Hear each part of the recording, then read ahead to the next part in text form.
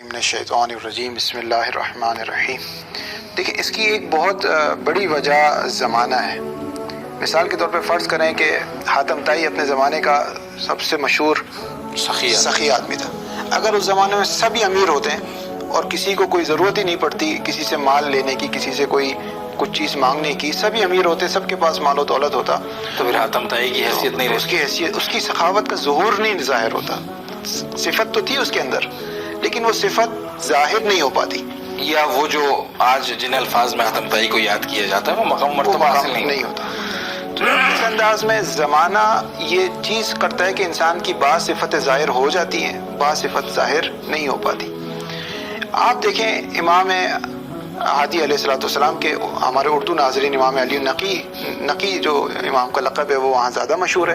اب ایران میں یا عراق میں عرب دنیا میں امام ہادی سے زیادہ پکارا جاتا ہے۔ تو وہاں پر ایسے دور میں کہ جب ایک چھاونی ہے، کینٹ ایریا ہے، فوجی چھاونی ہے، سامرا سرہ منرا، یعنی ایک آج بھی فوجی چھاونی میں کتنی عسکری علاقہ ہے، ایک عسکری علاقہ ہے، نقل و انتقال پر پابندی ہے، وہاں سے ہدایت کرنا اور بات ہے، مدینہ اور مکہ سے ہدایت کرنا اور بات ہے، جہاں ہر طرف سے امام پر ایک پہرا تھا، ایک نظر بندی کا سما تھا، ایک طرح سے زندانی تھا، جو ویسے تو لوگ کہیں گے امام سامرا میں تھا لیکن ایک زندانی تھا۔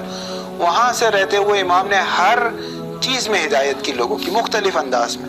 تو یہاں سے امام کا ایک ایسی صفت جو سب سے زیادہ ظاہر ہوئی، جو سب سے زیادہ موقع ملا زمانے کے اعتبار سے، تو امام کو اس اعتبار سے ہادی کہا گیا۔